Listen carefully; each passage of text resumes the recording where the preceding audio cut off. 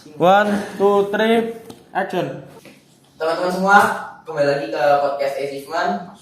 Kita hari ini bersama dua orang yang agak beda dari episode sebelumnya.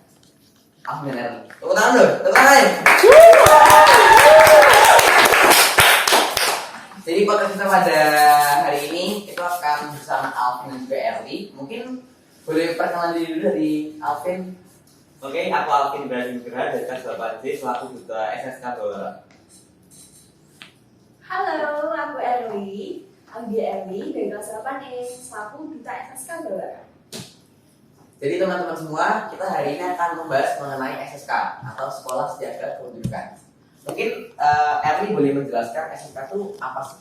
Jadi SSK itu sekolah siaga kependudukan yang dia kayak lebih peduli gitu loh sama kependudukan dan juga masalah-masalah kependudukan di Indonesia tentunya. Jadi mau menambahkan?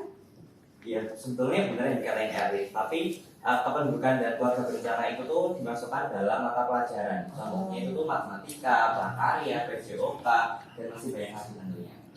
Jadi Sekolah Siaga Kependudukan itu sekolah yang sudah Inggris yang sudah sadar mengenai ilmu kependudukan disebarkan kepada pelajar-pelajarnya. Yes. Betul. Kalau di Jogja atau di DIY sendiri udah ada beberapa sekolah yang udah tanda kutip sadar SSK. Kalau itu masih kan belum tahu pastinya berapa, tapi untuk di SMP 8 sendiri aja ini baru tahun pertama kali jadi SSK dan akhirnya SSK di bawah. Jadi ini di tahun pelajaran 2022-2023 ini pertama kali ada SSK di bawah. Betul. Mungkin sebelum kita lebih membahas mengenai SSK ini, mungkin boleh diceritain nggak? Sebagai duta SSK, kalian itu jobnya ngapain sih? Kerjanya ngapain aja gitu? Jadi kita tuh sebagai kayak wajahnya gitu loh, wajah dari sekolah siaga kependudukan khususnya di SMP Negeri 8 Jakarta gitu. Kita juga dibantu banyak sekali teman-teman ya, Alvin, yang membantu dalam program kerja sekolah siaga kependudukan itu sendiri. Gitu. Dan kita nggak sendiri, kita nggak cuma berdua, ada teman dari Madin, terus ada Ben, Bawara 62 yang membantu membuat jingle dan juga tugas dari sekolah siaga kependudukan itu sendiri. Jadi Sekolah Siaga Kependudukan ini sebagai kita adalah wajah dari ilmu SSK gitu ya, buat di SMP 8. Mungkin boleh diceritain nggak dari Alvin atau Erli kenapa dan bagaimana prosesnya bisa terpilih menjadi seorang duta? Oke, alasan pertama itu aku ingin kayak meningkatkan skill public speakingku, karena aku merasa dari duta ini adalah pilihan pertama yang cocok jadi batu loncatan untuk meningkatin skill public speaking aku. Kalau Erli gimana tuh? Jadi gini, ini sebenarnya kayak kan wawancara dulu kan, terus kayak tes tertulis terus wawancara. Sebenarnya alasan aku ikut duta SSK itu karena kan aku udah banyak ikut dan aktif dalam kegiatan IPS ya. Tapi menurut aku kalau lomba doang kurang gitu. Ada banyak hal yang belum aku gali lebih lanjut gitu teman-teman. Jadi makanya aku ikut duta jaga pendidikan SMP Negeri 8 juga. Karena kan kita turun langsung, biar langsung data, kita juga boleh kayak memperkenalkan gitu loh. Apa sih sekolah siaga kependudukan gitu. Jadi kalau dari Alvin untuk improve kemampuan public speaking ya kan sebagai duta kan kalau itu memang eksklusif cuma berdua gitu ya. Kalau dari Erli karena pengen lebih menerjal tentang dunia kependudukan gitu ya. Kalau ketika kalian ini diseleksi kan dari dutanya? Iya. Diseleksi apa aja syarat-syaratnya ketika kalian ikut seleksi sampai akhirnya duta nih?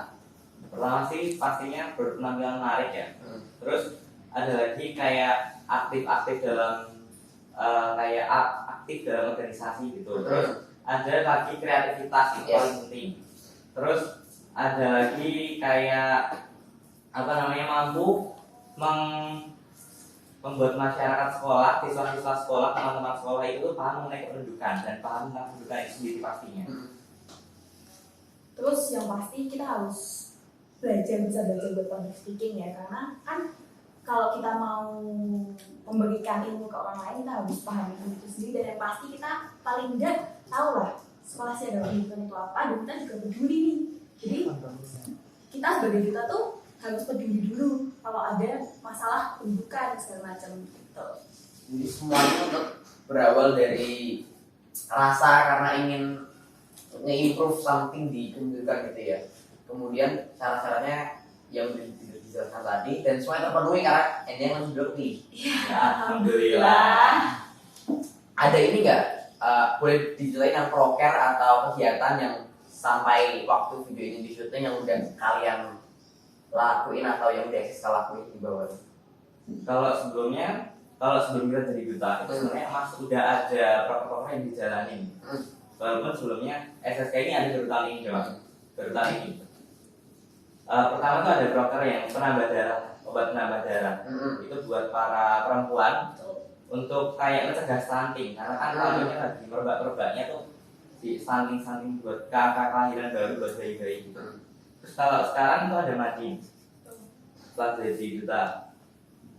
Terus kemarin juga tim Dance Bawara dan bareng sama Bawara band Bawara 62 juga ikut lomba yang jingle SSK itu dan kemarin menang. Selamat. Tentang nih. Salah satu program dari SSK karena kan itu sebagai kayak apa ya, digitalisasi, membagikan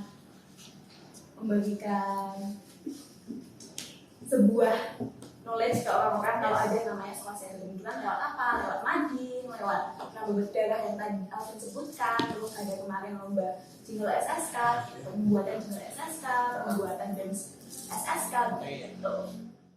Berarti nanti ya mungkin teman-teman bisa ikutin aja media sosialnya SB8 kalau ingin tahu info-info terbaru terkait SSK di SB8 gitu. Dan yang pastinya sekolah sehat kebetulan itu pasti seru, nggak semua nonton itu. Berarti kalau nggak semua nonton itu jobnya sebagai duta tambahan lagi mungkin meng-create atau membungkus ilmu mengenai SSK tapi dengan cara yang menyenangkan dan mudah diterima gitu ya. Kita udah cerita sedikit mengenai kenapa jadi duta, bagaimana jadi duta. Boleh kita fokus sedikit ke SSK-nya. SSK itu apa lawan terbesar SSK? Apa lawan terbesar sekolah serius juga? Apakah mungkin karena muridnya belum banyak yang aware tentang itu, atau mungkin karena keluarganya belum ada aware tentang itu? Boleh diceritain nggak? Maksudnya tuh kayak ini kan menjadi tahun pertama untuk di SMP sendiri ya. Terus kayak siswa-siswanya itu belum terlalu paham mengenai kependudukan dan keluarga berencana, apalagi ini masih SMP, biasa dibilang seperti itu. Terus kayak itu menjadi PR kita berdua buat memberitahu, mengedukasi para teman-teman kita yang belum tahu mengenai kependudukan. Berarti karena ini tahun pertama baru ya yang merintis lah kan kasarnya, yang memulai, jadi masih agak susah di bagaimana menyadarkan teman-teman yang belum paham mengenai SSK gitu ya. Tadi kan sudah sekolah sejaga kependudukan. Apa aja sih yang sub materi atau yang dibahas di SSK ini? Tadi Alvin sempat nyebut tentang stunting, terus sempat nyebut tentang saudara juga. Sebenarnya SSK ini range-nya itu seberapa luas sih? Sebenarnya SSK itu kayak banyak banget ya. Yang paling sering mungkin teman-teman itu ada angka kematian dan angka kelahiran. Itu kayak membahas tentang di Indonesia itu di tahun segini ada berapa bayi yang lahir sih, terus ada berapa bayi yang meninggal, terus ada beberapa orang yang meninggal. Itu juga salah satu kependudukan itu sendiri. Itu salah satu kayak materi sub materi dari pendidikan. Jadi sebenarnya banyak banget. Tuh banyak banget dengan banyak banget karena kan kita ngomongin sama manusia ya, dan bertumbuhnya manusia pasti banyak banget. Tapi yang paling sering teman-teman dengar mungkin yaitu angka kelahiran, angka kematian, terus kesejahteraan masyarakat, terus ekonomi juga bisa jadi masalah kependudukan. Berarti benar-benar everything about kependudukan itu dibahas di SSK gitu ya. Jadi rumah yang sangat besar lah ya materinya. Apa menurut kalian dari SSK ini yang masuk materi yang paling kalian suka atau yang paling ingin kalian push ke masyarakat? Apakah tentang kesejahteraan masyarakat tadi, apakah tentang pentingnya kesejahteraan masyarakat atau pendidikan? Kalau dari aku sendiri sih pasti kesejahteraan masyarakat ya, karena kalau kesejahteraan masyarakat sejahtera pasti angka kematiannya kecil. Dan pasti banyak akan bayi-bayi yang lahir dengan cara adanya stunting tadi. Itu jadi karena mungkin paling menarik, siapa tahu nanti hidupku jadi lebih sejahtera gitu kan. Amin. Berarti mengenai kesejahteraan penduduk dan juga kesehatan gitu ya. Ada ini nggak mungkin Alvin ada cara atau ada gagasan mengenai bagaimana improve kesejahteraan masyarakat di lingkungan sekitar gitu, atau mungkin ada dari pemerintah yang udah mulai menjalankan ini gitu ya? Kalau dari aku sendiri sih paling itu ya, apa namanya, kesejahteraan masyarakat kan ini berpengaruh sama gizi gitu. Kalau misalnya gizinya terpenuhi, pasti angka kematiannya kecil, banyak bayi yang lahir, kayak contoh buat ibu hamil, ibu menyusui gitu. Pasti nutrisi dalam bayi itu sudah akan terpenuhi. Jadi mungkin makanannya itu tuh harus yang banyak bergizi, banyak nutrisi dalam banyak serat segala macam, itu perlu, itu penting banget gitu. Berarti menyadarkan masyarakat betapa pentingnya kesehatan makanan atau seimbang gizi buat ibu-ibu yang hamil atau mungkin buat masyarakat secara umum aja lah, biar anaknya bisa tumbuh besar gizinya terpenuhi gitu ya. Banyak salah satu hal yang paling sering dihindarkan SSK, hal yang saya dengar mengenai KB atau keluarga berencana. Mungkin boleh dijelaskan nggak keluarga berencana seperti apa sih? Kalau misalnya semakin banyak anak, kemungkinan kan orang tua pasti butuh lebih banyak dana untuk mencukupi. Betul. Apalagi anak itu kemauannya banyak. Yes. Kita butuh sekolah, kita butuh hiburan, kita butuh main, kita butuh les, kita butuh segala macam. Itu kan nggak sulit, nggak mudah ya buat nyari uangnya gitu. Nah, maka dari itu pemerintah kan lagi menggencarkan tuh yang namanya program 2 anak cukup atau KAPI. Kenapa? Biar kita sebagai orang tua kita mudah gitu. Karena mereka tuh cukup kayak bisa mencukupi kebutuhan anaknya satu. Jadi yang kedua, anaknya tuh jadi tidak dalam tanda kutip tersiksa karena ada beberapa hal mungkin orang tuanya tidak cukup dalam ekonomi, terus kurang mentalnya atau gimana, nggak siap jadi orang tua lah. Jadi KB itu sebenarnya sangat penting ya dilakukan. Karena itu kita nggak semua orang siap jadi orang tua, dan ekonomi kan juga berperan penting ya dalam kehidupan manusia. Berarti KB itu adalah satu cara untuk mempersiapkan atau lebih mempersiapkan masyarakat untuk berkeluarga, kemudian nanti mereka punya anak, mereka mengelola anaknya, gitu ya? Betul, karena tuh, jadi pemerintah itu ingin kita itu mempunyai anak sesuai kemampuan kita gitu, kemampuan dalam nggak jangka pendek saja tapi jangka panjang. Jadi menyesuaikan kemampuan diri kita dari ekonomi, kemudian sosial, dan segala macam, dan juga membesarkan anak gitu ya.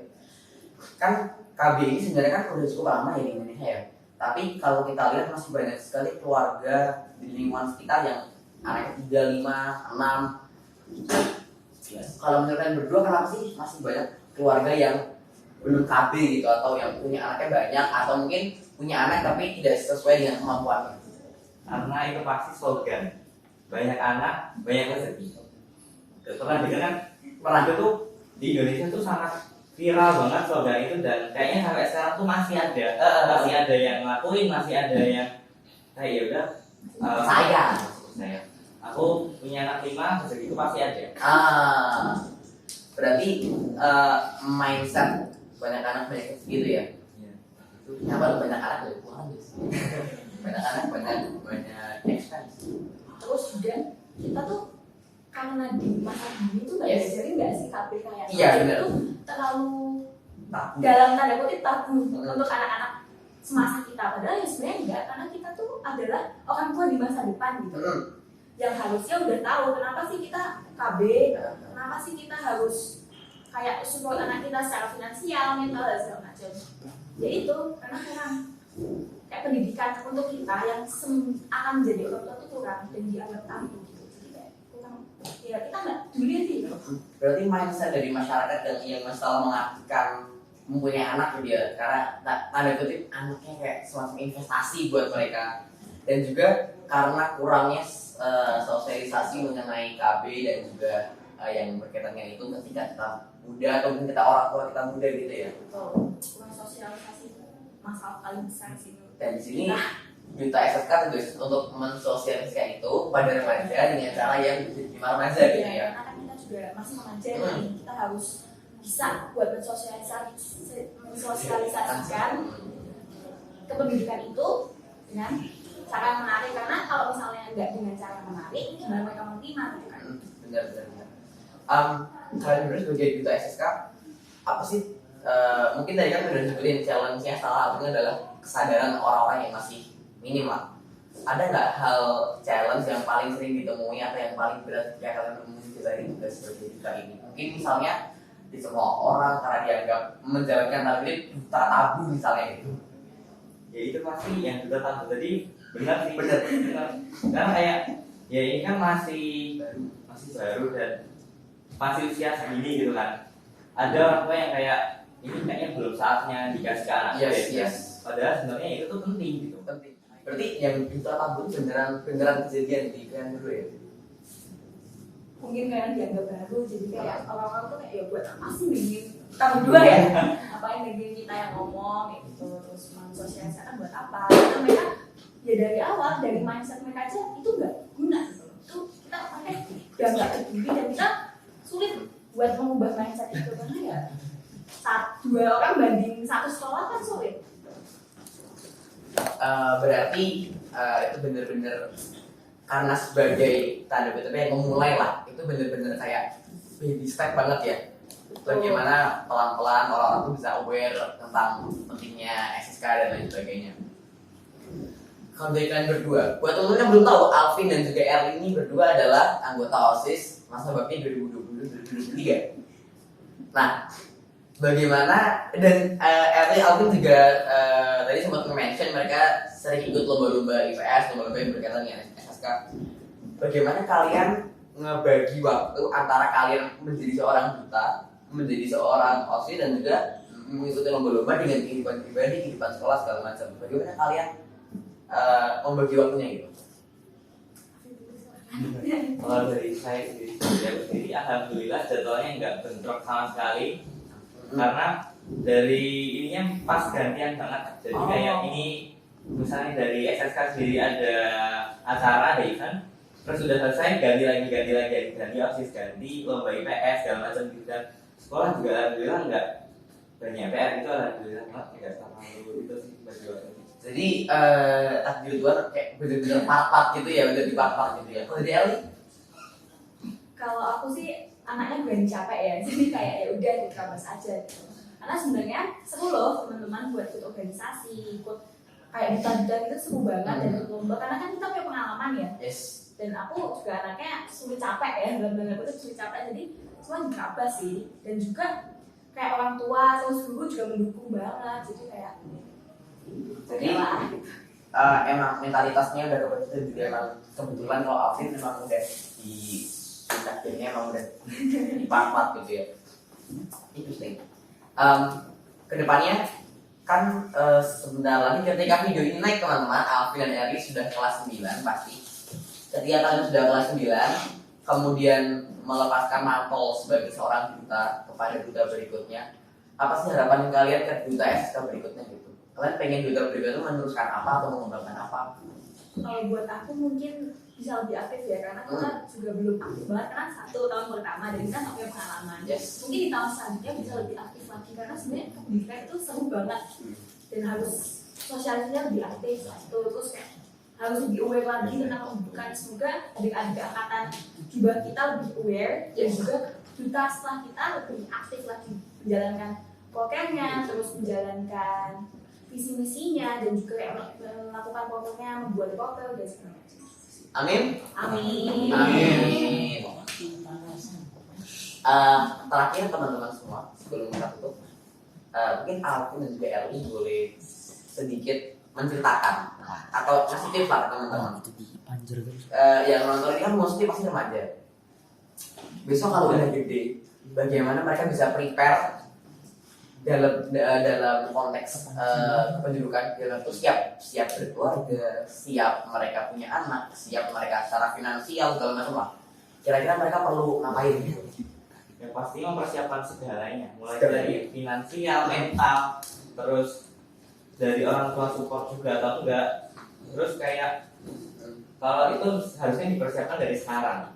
Kalau misalnya buat wanita tadi bisa minum pil penambah darah tadi supaya anaknya misal punya anak nggak kena stunting, karena itu kasihan banget kan. Stunting itu bener-bener salah satu lawan terbesar buat ini ya. Iya. Ya masalah yang perlu diperhatikan, nggak malah disepelekan. Kalau aku sendiri menurut aku yang paling penting adalah kalian harus lebih kritis, benar-benar itu kritis menghadapi masalah yang ada di sekitar. Karena kan kalian nanti akan menjadi orang tua, kalian harus mikir lebih kritis lagi. Kalau aku jadi orang tua, aku harus seperti apa sih? Biar anakku bahagia, biar anakku senang dan segala macam. Terus kita harus lebih kritis sama masalah pendidikan di Indonesia karena sebenarnya banyak banget guys. Dari mulai kemiskinan, angka kematian yang tinggi dan segala macam itu banyak banget. Gitu, menurutku harus lebih kritis sih. Jadi lebih kritis dalam melihat banyak hal dari mengambil keputusan, Apalagi remaja. mempersiapkan bisa ini gitu ya. Karena tadi Alvin menyebutkan mempersiapkan bisa ini, kan di masa sekarang yang udah digital dan juga luas ini, orang kan bisa communicate dengan banyak orang meskipun dari jarak yang jauh, atau bisa explore many things hanya lewat gadget misalnya.